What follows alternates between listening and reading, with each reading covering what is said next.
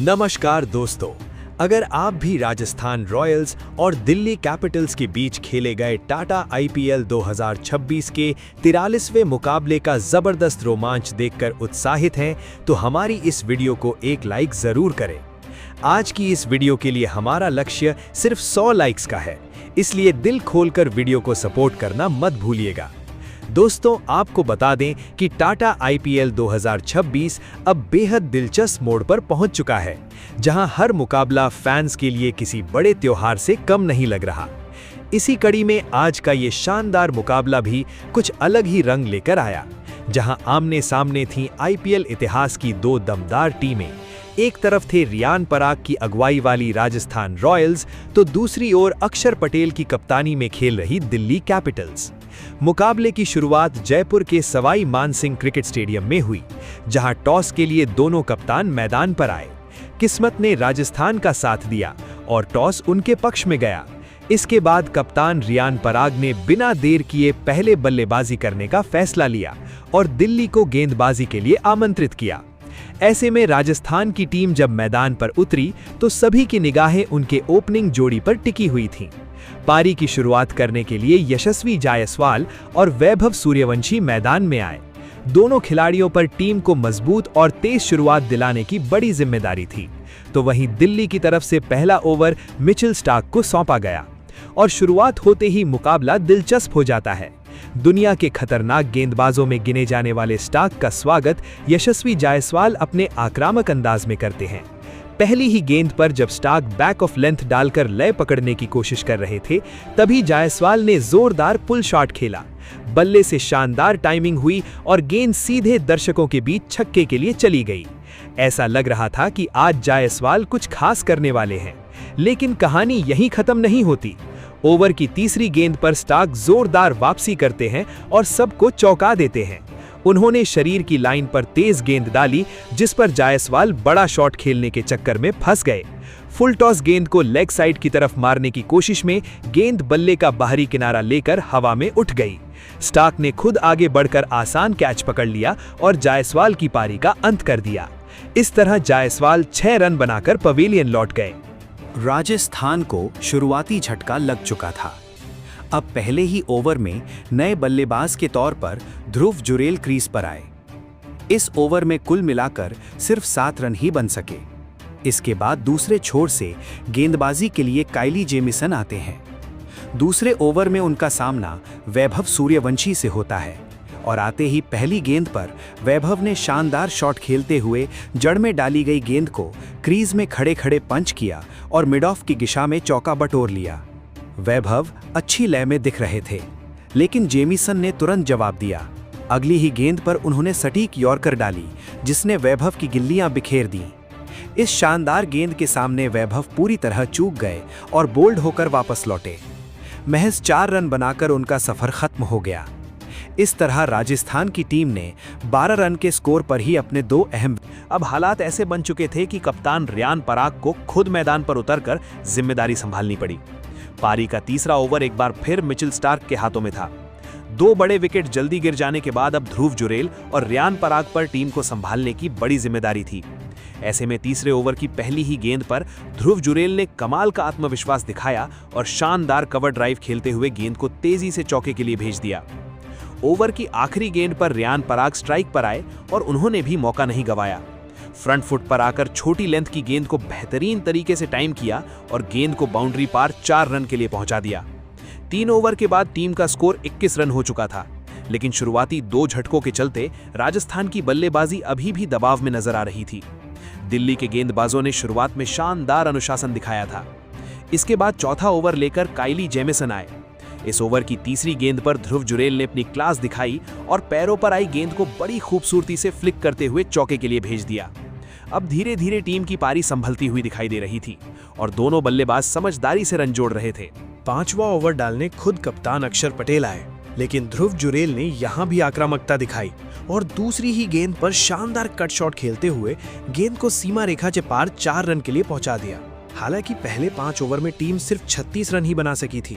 दिल्ली की गेंदबाजी और अक्षर पटेल की कप्तानी काबिले तारीफ रही, जिन्होंने कसी हुई लाइन लेंथ से राजस्थान को खुलकर खेलने का मौका नहीं दिया। अब पावर प्ले का आखिरी यानी छठा ओवर लेकर काइली जेमिसन फिर से आए और यहीं से रियान पराग ने अपना असली रंग दिखाना शुरू किया। पहली ही गेंद पर उन्होंने मिड विकेट की दिशा में जबरदस्त हिप शॉट खेला और गेंद सीधा स्टैंड्स में छक्के के लिए पहुंच गई।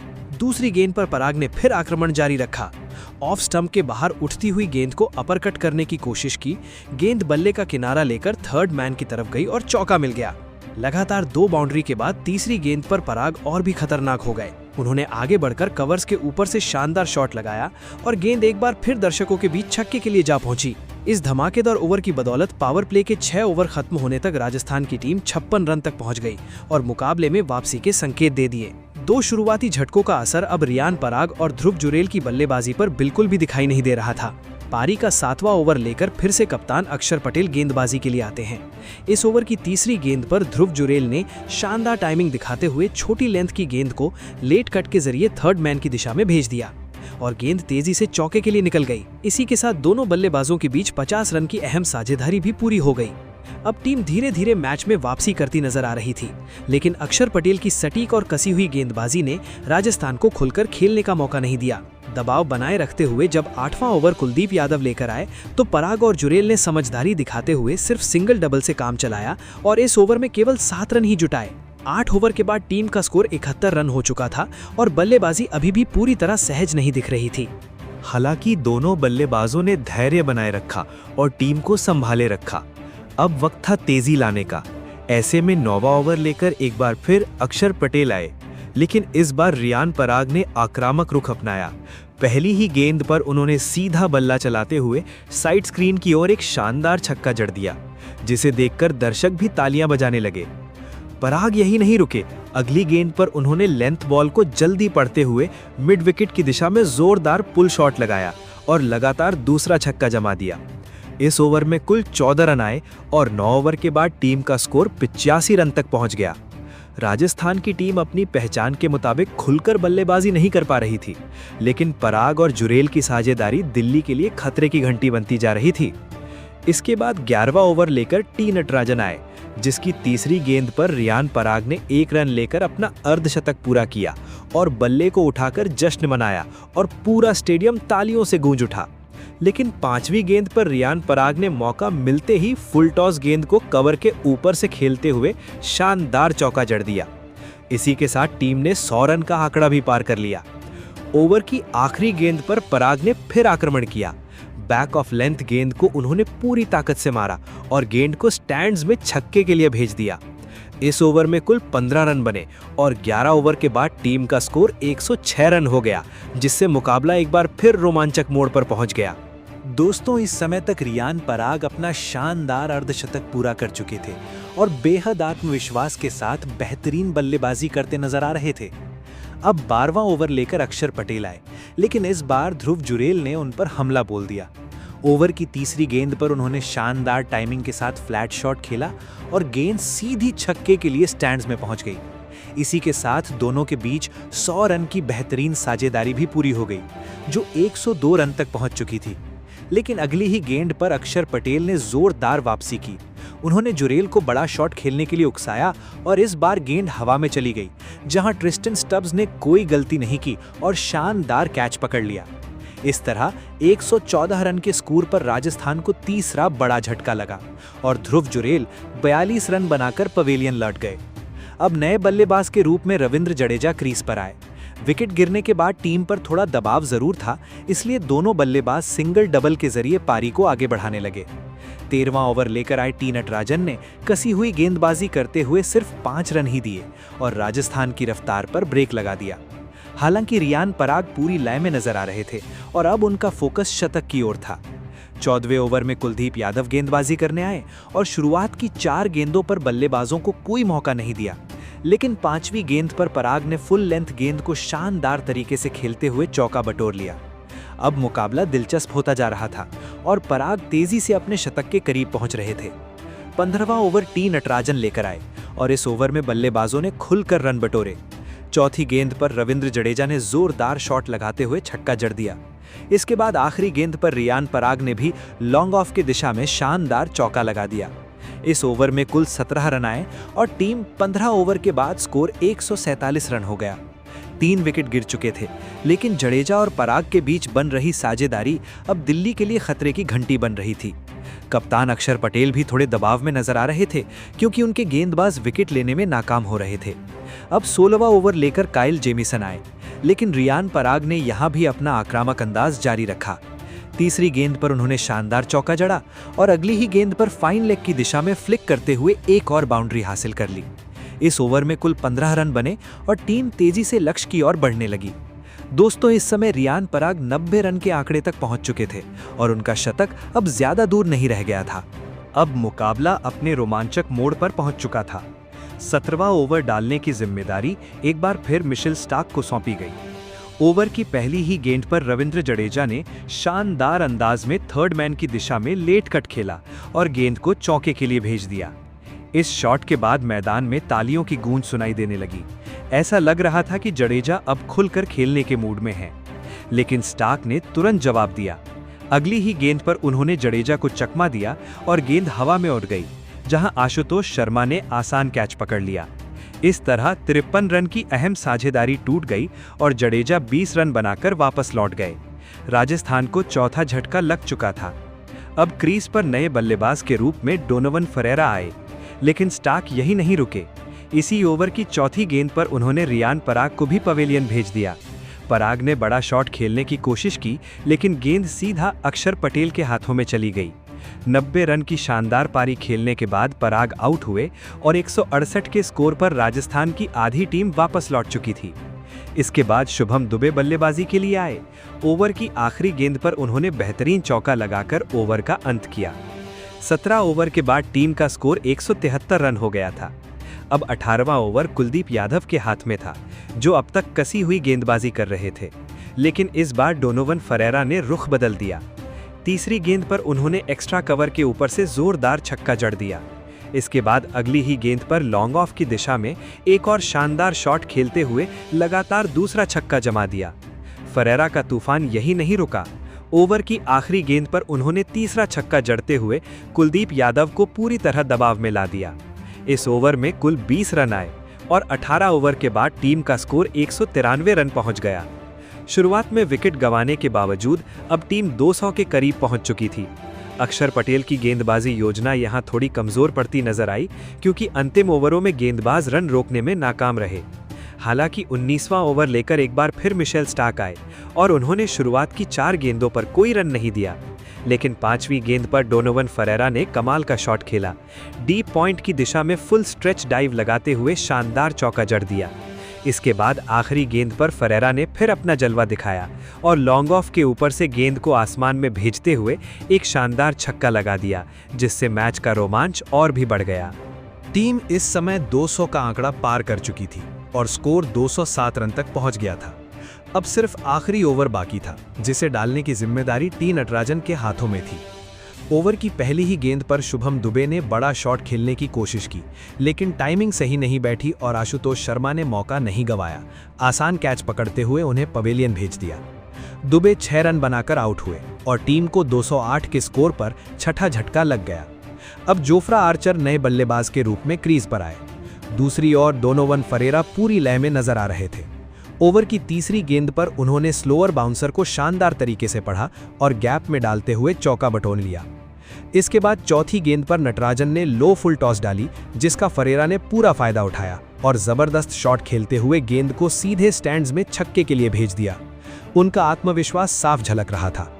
ओवर की आखिरी गेंद पर भी फरेरा ने कोई रहम नहीं दिखाया। उन्होंने लॉन्ग ऑफ के ऊपर से शानदार शॉट लगाया, जिसे रोक पाना नामुमकिन था, और एक और छक्का हासिल कर लिया। इस धमाकेदार फिनिश के साथ फरेरा ने सिर्फ 14 गेंदों में 47 रन ठोक दिए। 20 ओवर पूरे होने के बाद टीम ने 6 विकेट खोकर 225 रन का विशाल स्कोर खड़ा कर दिया और अब दिल्ली के सामने 226 रन का बड़ा लक्ष्य था। इस पहाड़ जैसे लक्ष्य का पीछा करने के लिए दिल्ली की तरफ से 2 दमदार बल्लेबाज मैदान पर उतरे।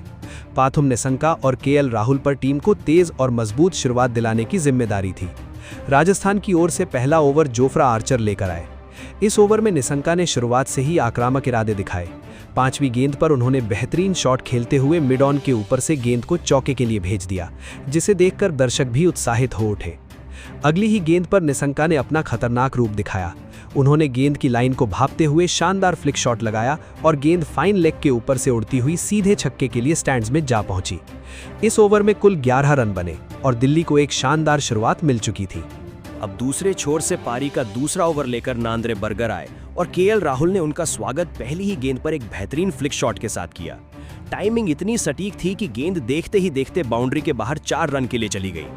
राहुल यहीं नहीं रुके और ओवर की आखिरी गेंद पर उन्होंने ऑफ स्टंप के बाहर वाली फुल लेंथ गेंद को कवर्स के ऊपर से खेलकर एक और शानदार चौका बटोरा।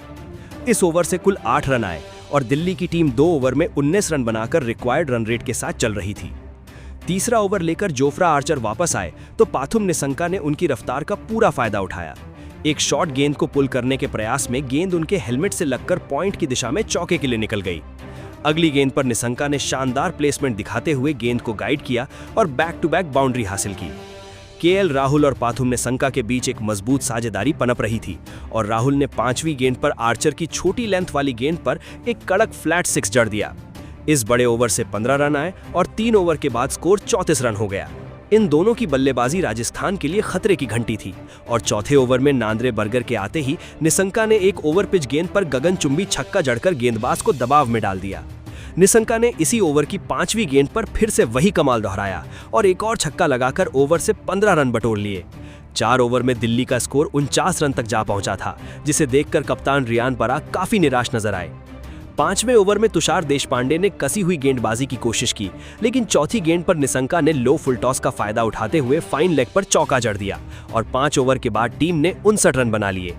निसंका तेजी से अपने अर्धशतक की ओर बढ़ रहे थे और छठे ओवर में ब्रिजेश शर्मा की गेंद पर केएल राहुल ने कवर्स की दिशा में खूबसूरत चौका लगाया। इसी ओवर की आखिरी गेंद पर निसंका ने बैक ऑफ लेंथ गेंद पर आड़ा बल्ला घुमाया और ऑन साइड पर चौका बटोरते हुए महज 23 गेंदों में अपना अर्धशतक पूरा कर लिया। पावर प्ले खत्म होने तक स्कोर 70 रन हो चुका था और 7वें ओवर में रवि बिश्नोई की आखिरी गेंद पर राहुल ने बैकफुट से इनफील्ड के ऊपर से चौका जड़कर रन गति को बनाए रखा। 8वां ओवर रविंद्र जडेजा को दिया गया, लेकिन निसंका ने उन्हें भी नहीं बख्शा और आखिरी गेंद पर चौका लगाकर स्कोर को 88 तक पहुंचा दिया। 9वें ओवर में बिश्नोई के खिलाफ राहुल ने पहले एक वाइड फुल टॉस पर इनसाइड आउट शॉट खेलकर चौका बटोरा और फिर चौथी गेंद पर एक हीव शॉट लगाकर लंबा छक्का जड़ दिया। राहुल ने ओवर की अंतिम गेंद पर एक और शानदार स्टैंड एंड डिलीवर छक्का लगाया और इस 20 रन के बड़े ओवर के साथ दिल्ली का स्कोर 9 ओवरों में 108 रन हो गया। 10वां ओवर लेकर अनुभवी रविंद्र जडेजा आए और उन्होंने राजस्थान को सबसे बड़ी सफलता दिलाई जब निसंका 66 रन बनाकर एलबीडब्ल्यू आउट हो गए। 110 रनों की ओपनिंग पार्टनरशिप टूटने के बाद नीतीश राणा मैदान पर आए और 10 ओवर के बाद स्कोर 113 रन था। 11वें ओवर में ब्रिजेश शर्मा ने शानदार गेंदबाजी करते हुए सिर्फ 7 रन दिए, लेकिन इसी ओवर में केएल राहुल ने 2 रन भागकर अपना अर्धशतक पूरा किया। 12वें ओवर में जडेजा की गेंद पर नीतीश राणा ने स्लॉग स्वीप लगाकर छक्का जड़ा और फिर राहुल ने भी एक गगनचुंबी छक्का लगाकर स्कोर में इजाफा किया। इस ओवर से 18 रन आए और 13वें ओवर में तुषार देशपांडे के खिलाफ राणा ने कीपर के ऊपर से एक और चौका निकाला। 14वें ओवर में नांद्रे बर्गर के खिलाफ राणा ने पहले एक छक्का और फिर एक चौका जड़ा, जबकि राहुल ने भी झुककर एक बेहतरीन फ्लिक शॉट पर छक्का हासिल किया। 14 ओवर के बाद स्कोर 166 रन था और जीत के लिए 36 गेंदों में 60 रन चाहिए थे। 15वें ओवर में तुषार देशपांडे ने नीतीश राणा को 33 रन पर आउट कर दिल्ली को दूसरा झटका दिया और अब ट्रिस्टन स्टब्स क्रीज पर आए। 16वें ओवर में आर्चर की पहली ही गेंद पर राहुल ने चौका लगाया, लेकिन अगली ही गेंद पर वो 75 रन बनाकर फरेरा के हाथों कैच आउट हो गए। आशुतोष शर्मा ने आते ही चौके से खाता खोला और 17वें ओवर में ब्रिजेश शर्मा की गेंद पर लैप शॉट खेलकर टीम को 196 तक पहुंचाया। 18वें ओवर में तुषार देशपांडे के खिलाफ आशुतोष ने चौका और स्टब्स ने छक्का जड़कर ओवर से 16 रन निकाले।